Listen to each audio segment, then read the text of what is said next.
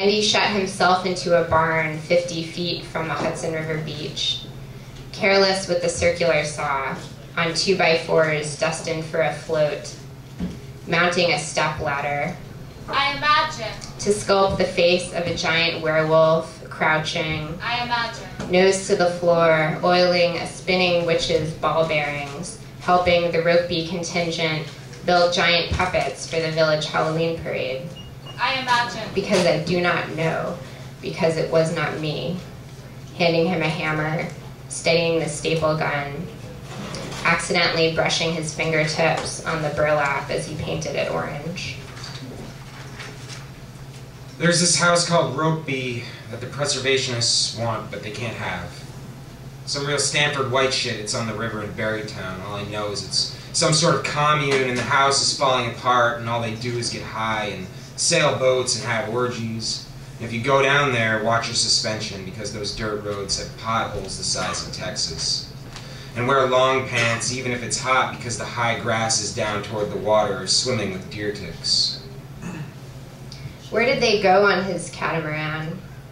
Where did they go on that Livingston estate? Where did they go with the peeling lead paint, their lungs intaking damage? Where were they with the cold straw caution tape, 18th century farm implements, cold old straw? Did the pumpkin-headed queen depose me, a straw-haired beauty usurping me, deft with her hands, like a selkie evolved? Was she delivered to him on a Viking ship from across the river that flows both ways? But then where was he, seeing his breath? I was receiving propaganda. He toking up, molding chicken wire into towering forms, twin witches, collapsing unfinished into a corner of the barn, to later lengthen tall near Manhattan's tip, operated by upstate hippie hands, finally toppling at 2 a.m. into the bed of a rusty pickup. I replaying in my head the memorial assembly in which Michelle Hargrove danced a special dance to Hero by Enrique Iglesias, and we all wore ribbons. He cutting somewhere, parked in a field, stretched out on the hood of his station wagon, laughing at the assholes still in school. Me hiding from kickball that autumn behind the 70s carrot orange gymnasium divider. Many others nowhere those days, many still labeled missing. September. October. In the main office. In the nurse's office, reclining, weeping. Radio on, unclear, asking to use the phone. Asking for more time. To be horizontal and wet. To efface myself. To hear my mom's voice at her work.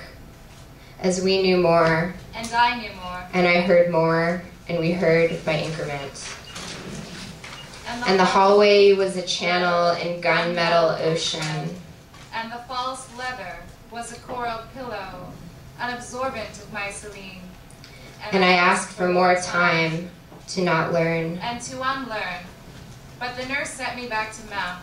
And I returned to class, reported something had fallen. September. October. 2 columns of leaves swept into November. 2 blue shaft beams of projected light. The twin hulls of Andy's catamaran beached off the Rokeby Inlet, crushing skunk cabbage, pointed downstream. 2 blades of grass in autumnal process. 2 matching witches processing. 2 hours in an Indian summer. One school day split in 2, before I laughed and after. Before and after the bell. After the bell.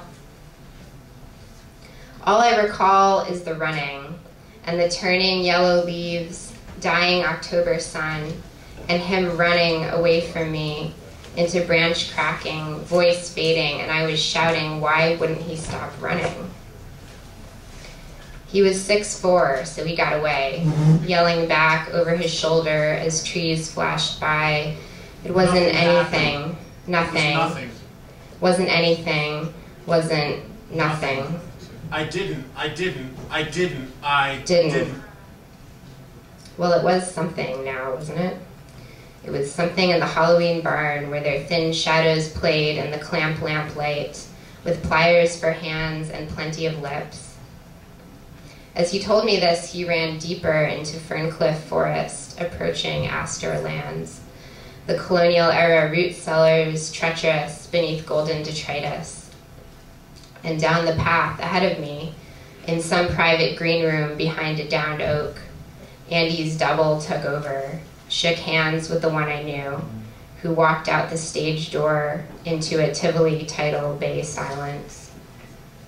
The two standing tall together, briefly self-congratulatory before the collapse. Before the new one stopped running, and I at last caught up to a person I'd never intended to chase. Earlier that year, Burger Hill, on a clear day you could see Kingston, but it was misty dusk, and a pack of deer appeared in the glen, and Andy sprinted toward them on antelope legs, and they vanished, speed-struck, into a neighboring copse. Where did he go upon falling? When was his height cut down in my eyes? Grown too tall for the world, too haughty to remain unchanged, releasing into new identities. Cut down in my eyes, cut down into taking virginities.